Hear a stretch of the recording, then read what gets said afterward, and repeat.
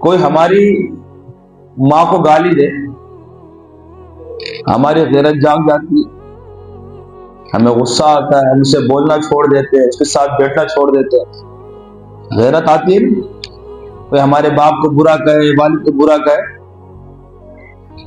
یہاں ہماری غیرت کام کر رہی ہوتی ہے، لیکن ہماری ایمانی غیرت کا یہ حال ہوتا ہے کہ اللہ کی نافرمانی ہو رہی ہوتی ہے، ان کے ساتھ کھا بھی رہے ہوتے ہیں، اس وقت بیٹھ بھی رہے ہوتے ہیں، ان کے ساتھ چل پھر بھی رہے ہوتے ہیں۔ ایمانی غیرت کا تقاضا یہ ہے کہ اللہ کی نافرمانی ہو تو ہمیں تکلیف، اپنی طاقت کے مطابق ہم انہیں روکے، جتنا ہم سے ہو سکے ہم گناہ سے انہیں روکے، یہ ہمارا فرض ہے۔ ورنہ پیارے نبی صلی اللہ تعالی علیہ وسلم نے فرمایا اللہ کا عذاب آئے گا اس تماشائی بننے کی وجہ سے، خاموش تماشائی بننے کی وجہ سے، یہ بھی اللہ کے عذاب میں گرفتار، اور یہ اللہ کے رسول کی بات مرنے سے پہلے ہوگا۔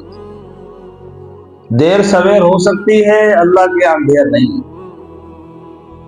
ہاں، اللہ کے ہاں یہ نہیں ہے کہ اللہ بھول لیا،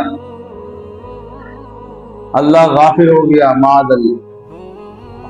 قرآن کریم اللہ تعالیٰ فرماتے ہیں وَلَا تَحْسَبَنَّ اللَّهَ غَافِلًا عَمَّا يَعْمَلُ الظَّالِمُونَ۔ فرمایا اے انسان، دنیا کے اندر جو ظلم ہو رہا ہے یہ نہیں سمجھنا کہ ہمیں پتہ نہیں ہے، ہمیں خبر نہیں ہے۔ إِنَّمَا يُؤَخِّرُهُمْ لِيَوْمٍ تَشْخَصُ فِيهِ الْأَبْصَارُ۔ فرمایا ہم تو انہیں مہلت دے رہے ہیں انسانوں کو، ایک دن آئے گا جس دن آنکھیں پھٹی کی پھٹی رہ جائے گی، کھلی کی کھلی رہ جائے گی، ایسا دہشت ناک اور خطرناک منظر سامنے آئے گا کہ آنکھیں بند ہونے کا نام نہیں لے گی۔ تو اس وقت سمجھ میں آ جائے گا کہ اللہ ظالموں کے ساتھ کیا معاملہ کرنے والا ہے۔ قرآن کریم میں اللہ تعالیٰ کا ارشاد ہے لعن الذین کفروا من بنی اسرائیل، کہ بنی اسرائیل